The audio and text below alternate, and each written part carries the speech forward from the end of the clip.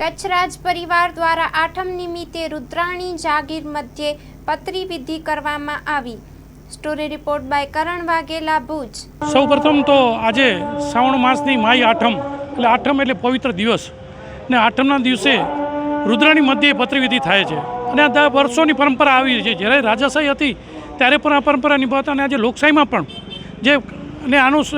લોકશાહીમાં પણ આ પતરી વિધિ થાય છે।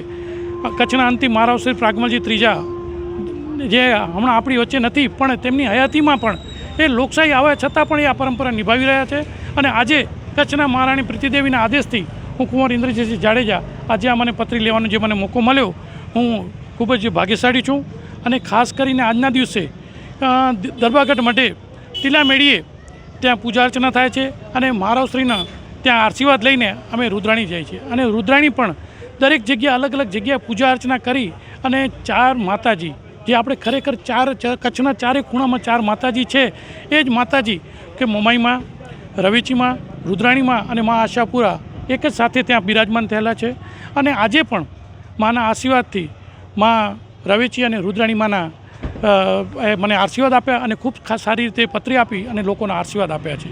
ને આજે હું એ જ કહીશ કે ખરેખર આજે આ માઈ આઠમનો જે દિવસ છે એ અનેરો દિવસ છે અને આના માટે સર્વ કચ્છીઓને શુભેચ્છા આપું છું। અને ખાસ કરીને એ પણ જોવાનું છે કે જેમ અમે આ પૂજા અર્ચનાની પરંપરા નિભાવી રહ્યા છીએ આનું શ્રેય કચ્છના અંતિમ મહારાવ શ્રી પ્રાગમલજી ત્રીજાને જાય છે, કારણ કે એ પોતે અથવા પોતાના પ્રતિનિધિઓ દ્વારા આ પૂજા અર્ચના કરવામાં આવતી હોય છે।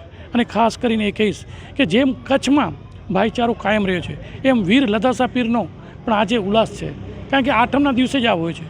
તો રુદ્રા માતાએ જ્યારે અમે પતરીવિધિ કરીને આવી છીએ ત્યારે આ એક પરંપરા છે કે લધાસા પીર ઉપર અમે પણ ચાદર ચડાવી છીએ અને આજે એ પરંપરા અમે નિભાવી રહ્યા છીએ।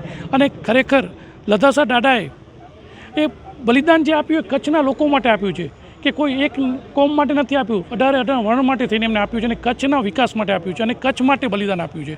તો લધાસા દાદાએ જે બલિદાન આપ્યું છે એ એડે ન જાય અને એમનું જે એક જ સૂત્ર હતું કે ભાઈચારો કાયમ રહે એ આપણે સાચવી રાખવાનું છે અને જેટલું પણ આપણે એમના માટે કરીએ એટલું ઓછું છે।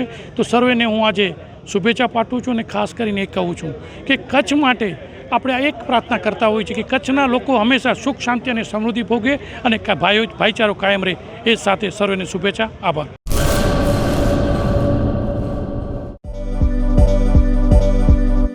નોકરી માટે સુવર્ણ તક।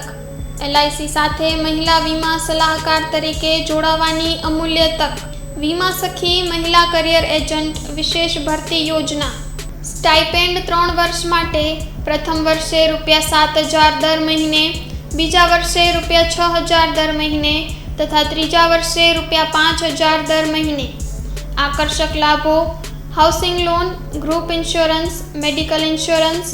વિકાસ અધિકારીની ભરતીમાં વિશેષ આરક્ષણ તથા વય મર્યાદામાં પણ છૂટછાટ, ગ્રેજ્યુઇટી તથા અનેક લાભો।